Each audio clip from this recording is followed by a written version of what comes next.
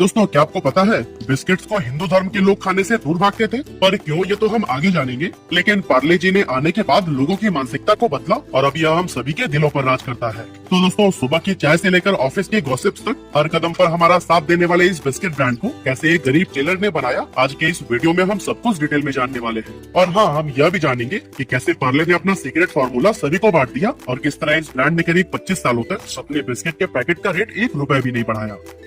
पार्ले जी, शायद ही कोई ऐसा भारतीय होगा जिसने चाय में ये बिस्किट डुबोकर न खाया हो। पर हाँ, कमाल की बात तो ये है कि जितना लगाव आपको इस बिस्किट से है ना, उतना ही हमारे मम्मी पापा और दादा दादी को भी है।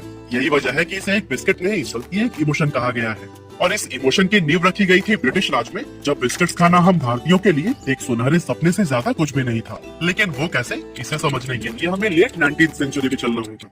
एक्चुअली उस टाइम पर मार्केट में गिने चुने कुछ बड़े बड़े दुकानों में बिस्किट से भरा हुआ एक खास किस्म का चौकोर सा दिखने वाला यह टीन का डिब्बा मिलता था, जिस पर बड़े बड़े टेक्स्ट में लिखा होता था हंटली एंड पामर्स। इस डिब्बे को दुकान से खरीदकर सीधे अंग्रेजों के महल में पहुंचा दिया जाता था, जिसे बड़े बड़े अंग्रेजी अफसर सुबह और शाम की चाय की चुस्कियों के साथ में एंजॉय किया करते थे। और इंडियंस उसे दूर से ही देखकर सोचा करते थे कि आखिर ये कौन सी नई इजाद है।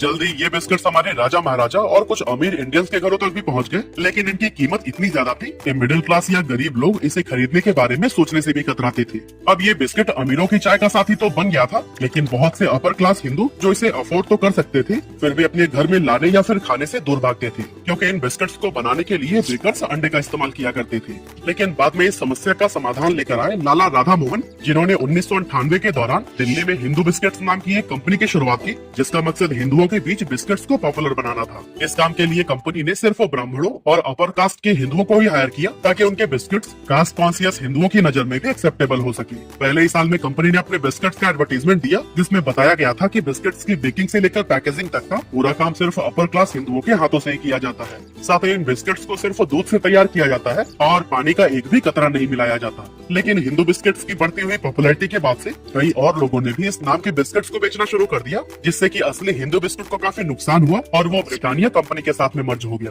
हालांकि दोस्तों, मार्केट में इतनी सारी कॉपीज आने के बाद भी बिस्किट्स के प्राइस में कभी भी इतनी कमी नहीं आई कि वो गरीब के हाथों में पहुंच पाए। फिर आया 7 अगस्त 1905 का दिन, जब गांधी जी के नेतृत्व में स्वदेशी आंदोलन की नींव रखी गई और लोगों ने विदेशी चीजों का बाइकआउट करके अपने देश में बनी हुई चीजों को अपनाना शुरू कर दिया। साथ ही इस मूवमेंट को सपोर्ट करने के लिए कई भारतीय लोगों ने लोकल बिजनेसेस भी शुरू किए, ताकि फॉरेन प्रोडक्ट्स पर डिपेंडेंसी को कम किया जा सके।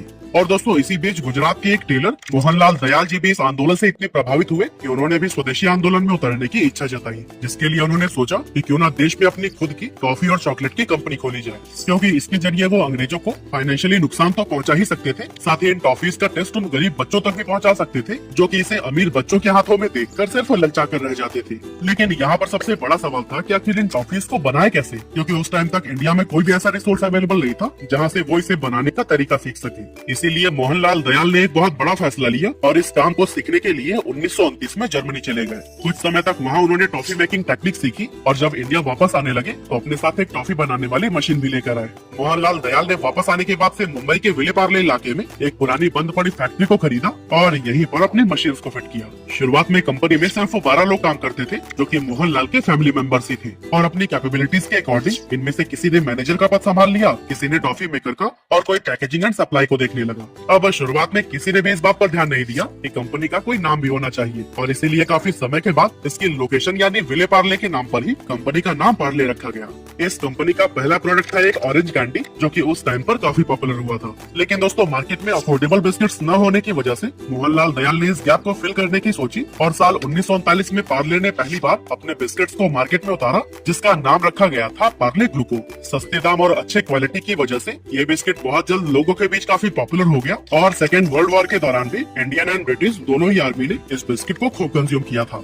जब 1947 में भारत आजाद हुआ तो उस समय अचानक से गेहूं की कमी हो गई, जिसके चलते पार्ले को अपने ग्लूको बिस्किट के प्रोडक्शन को रोकना पड़ गया, क्योंकि इसका मेन इंग्रेडिएंट ही गेहूं था। लेकिन बाद में इस संकट से उबरने के लिए पार्ले ने जौ से बने हुए बिस्किट बनाना शुरू किया और एक एडवर्टीजमेंट में स्वतंत्रता सेनानियों को नमन करते हुए अपने कंज्यूमर से अपील की कि जब तक गेहूं की सप्लाई नॉर्मल नहीं हो जाती तब तक जौ से बने बिस्किट्स का इस्तेमाल करें। खैर, बाद में हालात नॉर्मल हो गए और पार्ले फिर से जौ की जगह गेहूं का इस्तेमाल करने लगा।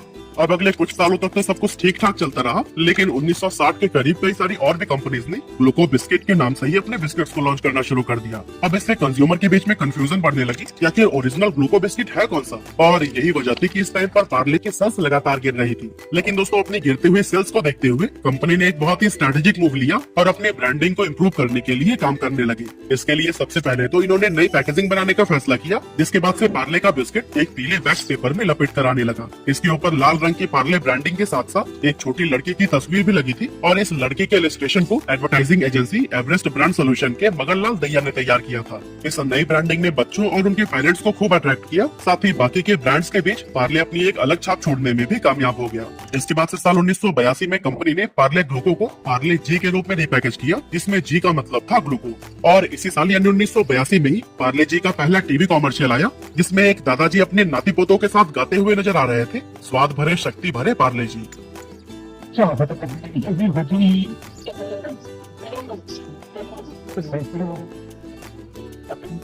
इसके बाद से 1998 में पार्ले जी को शक्तिमान के रूप में ब्रांड एंडोर्सर मिला, और अगर आप 90s के किड हैं तो फिर ये बताने की जरूरत ही नहीं कि बच्चों के बीच शक्तिमान कितना ज्यादा पॉपुलर था। ऐसे में अपने फेवरेट सुपर हीरो शक्तिमान की वजह से बच्चों में पार्ले जी खूब पसंद किया जाने लगा। इसके बाद से जी मने जीनियस, हिंदुस्तान की ताकत, रोको मत टोको मत जैसी टैगलाइन ने पार्ले जी को हमेशा चर्चे में बनाकर रखा। अब दोस्तों, आज के टाइम पर पार्ले का एक बहुत बड़ा पोर्टफोलियो है, जिसके अंदर कई तरह के बिस्किट्स, कैंडीज और नमकीन आते हैं, और काफी सारे लोगों को लगता है कि बिस्लरी, बेली, फ्रूटी और एप्पल फिज भी पार्ले के ही अंडर आता है। लेकिन क्या सच में ऐसा है? अब इसे समझने के लिए पहले हमें मोहनलाल जी के परिवार को एक बार देखना होगा। एक्चुअली मोहनलाल जी के 5 बेटे थे, जिनमें से बड़े बेटे जयंती लाल चौहान ने पारिवारिक बिजनेस से अलग होने का फैसला किया और उन्होंने पार्ले एग्रो की शुरुआत की, और आज बेली, फ्रूटी और एप्पल फिज जैसे पॉपुलर प्रोडक्ट्स इसी कंपनी के अंडर आते हैं। 1970s के दौरान जयंती लाल चौहान ने अपने इस बिजनेस को अपने 2 बेटों प्रकाश चौहान और रमेश चौहान में स्प्लिट कर दिया था, जिसके बाद से पार्ले एग्रो प्रकाश चौहान के हाथों में आ गई और रमेश चौहान के अंडर बिस्लरी ब्रांड आता है। इस तरह से जयंती लाल चौहान के परिवार से अलग होने के बाद पार्ले प्रोडक्ट्स के मालिक बने मोहनलाल जी के 4 बेटे मानिकलाल, पीताम्बर, नरोत्तम और कांतिलाल चौहान। और दोस्तों, शुरुआत में तो पार्ले अपने सस्ते और अच्छे क्वालिटी की वजह से बिस्किट मार्केट को पूरी तरह से डोमिनेट कर रहा था, लेकिन हैरानी की बात तो यह है कि करंट सिनेरियो में भी पार्ले का इंडिया में 40% से ज्यादा मार्केट शेयर है, जो कि किसी भी बिस्किट ब्रांड में सबसे ज्यादा है। ऐसे में यह जानना काफी इंटरेस्टिंग है कि करीब 100 साल बाद भी मार्केट को डोमिनेट करने के लिए पार्ले ने कौन कौन से टेक्निक्स को अपनाया।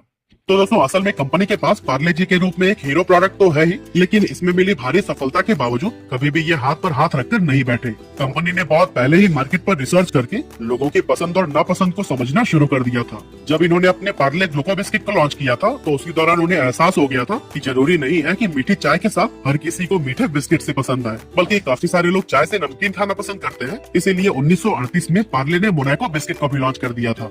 बच्चों और यंगस्टर्स को अट्रैक्ट करने के लिए 1956 में कंपनी ने पार्ले चीजलिंग्स को भी लॉन्च किया था, जो कि एक बहुत यूनिक प्रोडक्ट था, और इसके छोटे छोटे स्क्वायर शेप वाले नमकीन उस टाइम पर खूब पॉपुलर हुए थे।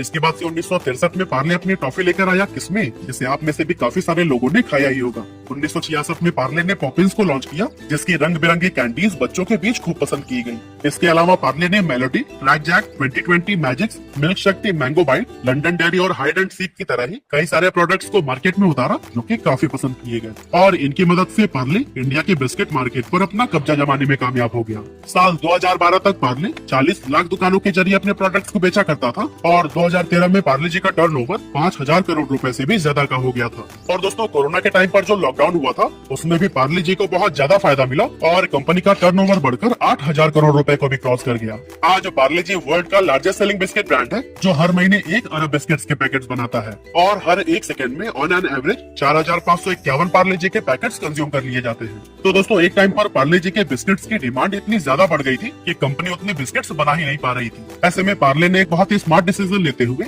लोकल बेकरीज के साथ में हाथ मिला लिया।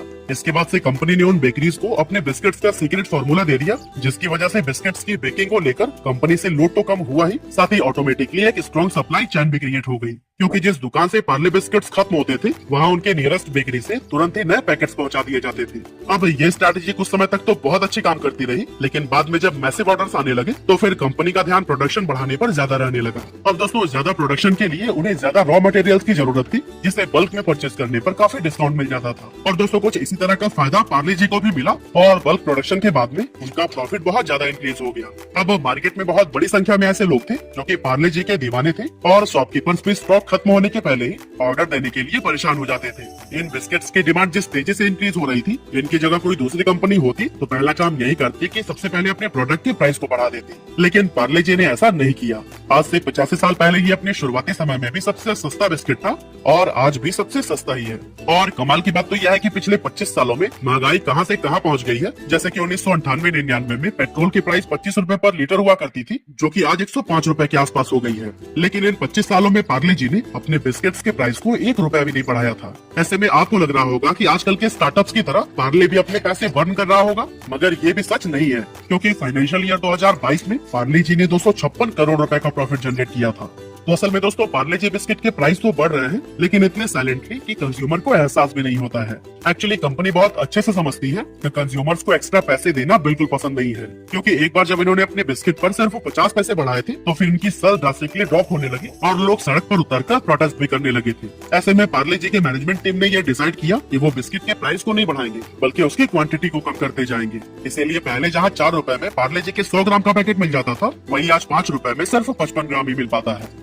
अब देखा जाए तो पार्ले जी कंपनी का एक हीरो प्रोडक्ट है, जो देश के हर कोने में छोटी से छोटी दुकान में भी आसानी से मिल जाता है। पार्ले जी के इस स्ट्रॉन्ग डिस्ट्रीब्यूशन की वजह से जब भी कंपनी किसी नए प्रोडक्ट को लॉन्च करती है तो फिर उसे भी मार्केट में काफी तेजी से पहुंचा देती है। इस तरह से बिना ज्यादा मेहनत के उसके नए प्रोडक्ट्स को भी एक्सपोजर मिलने लगता है और उनके जरिए कंपनी की खूब कमाई होती है। लेकिन दोस्तों क्या पार्ले जी का बोलबाला सिर्फ इंडिया में ही है? तो इसका जवाब है बिल्कुल नहीं, क्योंकि यूएसए, यूके, कनाडा, ऑस्ट्रेलिया और न्यूजीलैंड जैसी कई सारी ऐसी कंट्रीज हैं जहां पार्ले जी को बहुत ज्यादा पसंद किया जाता है। और कई सारे देशों में तो इसकी मैन्युफैक्चरिंग यूनिट्स भी अवेलेबल है। साथ ही हम इंडियंस की तरह ही चाइनीज भी इस बिस्किट के दीवाने हैं, इसीलिए पार्ले जी चाइना में भी सबसे ज्यादा बेचे जाने वाला बिस्किट बन गया है। तो दोस्तों पार्ले जी के साथ आपकी किस तरह की यादें जुड़ी हैं, हमें कमेंट करके जरूर बताइए।